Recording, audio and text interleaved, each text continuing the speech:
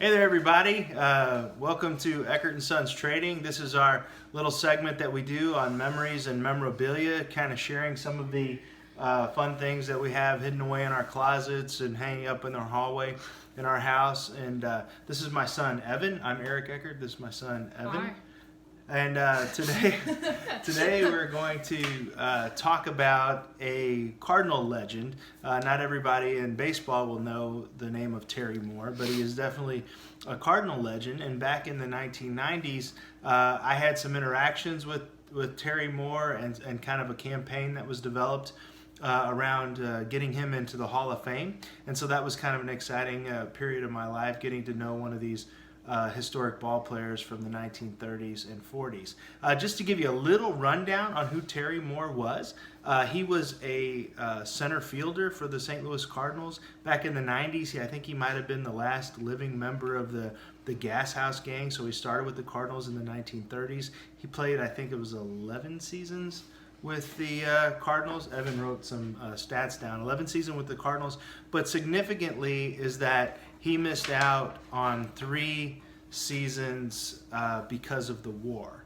And so he was a soldier in World War II. So he missed out on 3 pretty key seasons, 1943, 44, and 45, which were pretty key seasons for him. So Evan's going to give you a little rundown on his statistics, but he's regarded as one of the best defensive center fielders in the game of baseball. So let us know, Evan. Well, he has 1,318 hits, 80 home runs, a 280 batting average, 513 RBIs, 82 stolen bases, an OPS of 739, a slugging percentage of 399, and an on-base percentage of 340.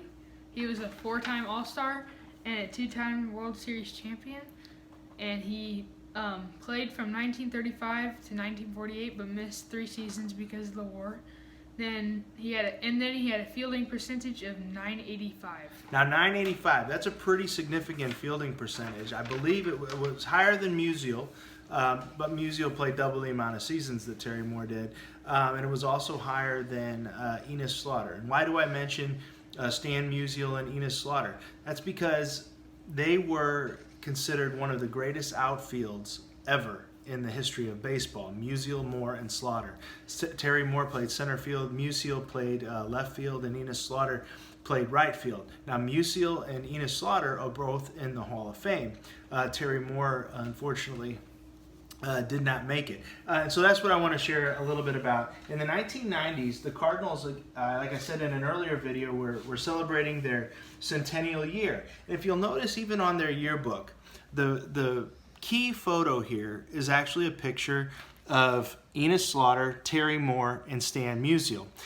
So it was interesting. In the 1992 centennial year, St. Louis focused very heavily on that Musial, Moore, and Slaughter outfield. They had these guys, they paraded them around everywhere. They were at card shows and they were at the ballpark. They were honoring them, these players of the 40s. But these were some of the key guys. And so to get their pictures together and get their autographs on things actually cost some money back then. And so my little history is, when I was reading up and learning more about these people, I was talking about baseball all the time. And I had a driver's ed teacher. His name was Paul Muniz. And he actually was a radio DJ in St. Louis on FM 92. He was Paul Jeffries. But he lived in Collinsville, Illinois. And he knew about an effort over in Collinsville, that was coming out of Collinsville where Terry Moore lived. He knew about an effort to try to get Terry Moore into the Hall of Fame. Well, I was more fascinated at that time about getting Terry Moore's autograph, learning more about him. So I sent him with a photo, and he came back with this photo autographed by Terry Moore to me. It says, "To Eric, best wishes from Terry Moore." It's one of my prizes in my collection. And one of the reasons is because, not just because it was from Terry Moore, but because of the effort that was surrounding him to get him into the Hall of Fame. He had a next door neighbor. Her name was Wilma Chase. And Wilma, just this fun lady, she she had tried to write all these letters and created a committee and a fan club and everything to try to get Terry Moore into the Baseball Hall of Fame, and she was really a go-getter. If you look up some old clips, I have some old clips laying around here from her time trying to do this. But I sent that photo to try to get a sign from her, and she sent me back this beautiful letter. I won't read the whole thing, but she was talking about Terry Moore and how he'd been sick. This was January 12th, 1993. How he'd been under the weather, and she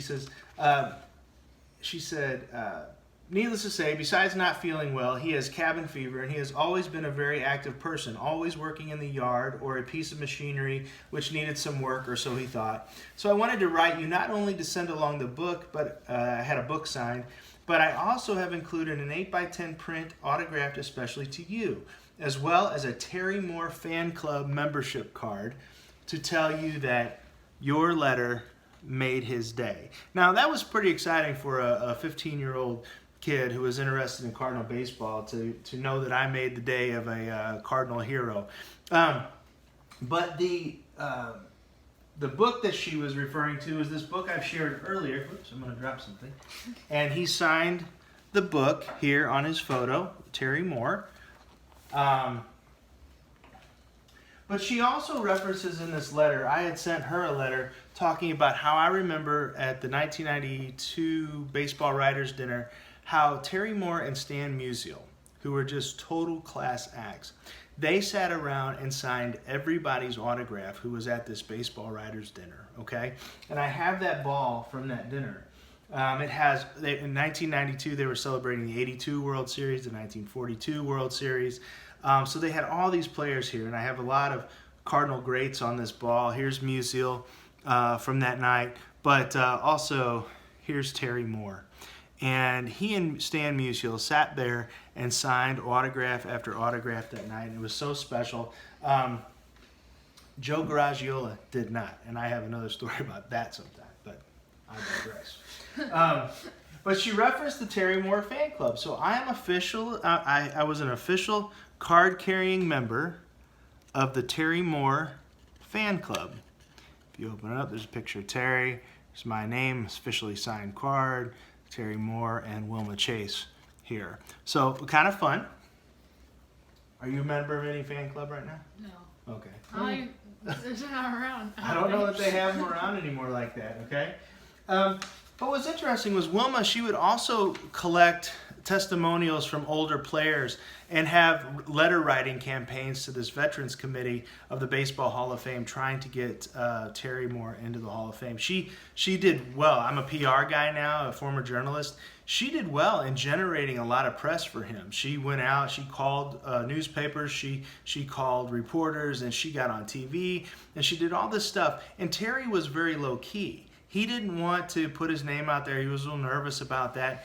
In contrast, apparently Enos Slaughter was just the opposite. Enos felt he deserved to be in the Hall of Fame, which I think he did, and he really, really pushed, and he finally made it in 1985, the same as Lou Brock. And so she was trying to do the same thing on behalf of Terry Moore. And I think based on her letters to me, that he was finally realizing that people did care about him and remembered him and appreciated him, and he didn't really think he was that memorable. But I think he found out different. Especially in 1992, the Cardinals really honored the heck out of him and Musial and Moore and Red Schoendienst and all those guys. But here's another letter I wanted to share with you. This was a letter written by Red Schoendienst and his wife Mary to Wilma Chase. Now this is just a copy of the letter, but I don't know who else would have this letter right now. But it was something cool that he wrote just to kind of put into perspective how good of a defensive center fielder Terry Moore was, okay? This is what Red Schoendienst wrote about Terry Moore. He said, "Consistency was his trademark as a player, both offensively and defensively. When a hit was needed, Terry was a good man to have at bat. Has St. Louis or any other city ever seen a better outfield than Musial, Moore, and Slaughter? In center fields where Joe and Dom DiMaggio, Sam West, Kiki Kyler, and Lloyd Wainer ran, Terry was a peer among the peerless. Many New Yorkers still claim that a catch he made as he banked off the wall in the Polo Grounds was the best they ever saw. This in a city that was accustomed to watching Earl Combs, Joe DiMaggio, and later Willie Mays, Mickey Mantle, and Duke Snider, all of them Hall of Famers. So Red Shandies felt that Terry Moore probably deserved kind of an outside shot at the Hall of Fame. I remember having a conversation, a personal conversation with Jack Buck during another thing that I'll share later on in another episode. But I asked him, do you think Terry Moore will make it into the Hall of Fame? And he said, no, he did not. And he was right. Terry Moore hasn't made it into the Hall of Fame. I forget what year Terry Moore died. A better researcher would have looked that up, but I think it was in the I don't remember, it was late 90s or early 2000s. He passed away. He was the first to go, then Enos Slaughter, then lastly Stan Musial several years ago. But Terry Moore, just kind of a fascinating guy. A couple more other pieces of memorabilia I share is a autograph photo. Here's Slaughter, here's Terry Moore, and here's Stan Musial in 1992. Unfortunately, the Terry Moore autograph is the most faded. But all three of them were personally signed to me, which is really neat, and it's another prize of my collection, hangs on the wall. And this ball in the early 1990s was highly sought after. It's a ball autographed by Enos Slaughter, Stan Musial, and Terry Moore. People were lining up to get their autographs like crazy. They would go to these shows. Now, it wasn't always cheap back then to get their autographs. Here's a flyer. Here's a flyer from one of those shows that you could go to, and here you'll see that it costs $30 to get all three of their autographs. Now, that's no money today. I mean, I could drop that tomorrow, $30. It'd be a great investment. But back in 1992, 93, this was in 1993. That'd have been a lot of money to come up with for a 15, 16-year-old back then. And here you see Yogi Berra was on the dais there, and you could get something signed by him for $14. But that was a lot of money. And I remember I went to this show. I got to see them all, but I could only afford one autograph, and I bought an Enos Slaughter autograph because Wilma Chase got me Terry Moore's, and then I eventually landed Stan Musial's on that baseball. And if you want to see Wilma's signature, here is Wilma's signature. She passed away several years ago as well. But I like this story because it shows how a neighbor just came to love her neighbor, and found out a little bit about him, researched his history, and then she made a very, very enthusiastic and valiant effort to try to get him into the Hall of Fame. So. Just kind of cool stuff that I have laying around. I don't know if it's worth anything to anybody, but I think the story is really cool. One day I'd love to see a guy like Terry Moore get into the Hall of Fame, somebody who was known as a leader. And plus these guys who lost so much time to the war, I think they deserve something. Because he left because the Cardinals won the World Series in 1942 when he was there. They won in 1946 when he was there. In 43, 44, and 45 were his prime years, and he was gone serving his country. So I think those guys deserve extra consideration. A lot of the ball players went to war, as did Musial and did Slaughter. But the Cardinals, as you know, won the World Series in 1944 as well, so he would have been part of that. So anyway, he's a great historical character. I don't want him to be lost to history. So if this just gets somebody to look up and learn a little bit more about Terry Moore, I think it'd be better for it. So anyway, any closing thoughts, Evan? I do all the talking. Any closing thoughts? No. Okay. Well, No. a man of many words. All right. Thank you. And like and subscribe. Right? Bye. Yeah.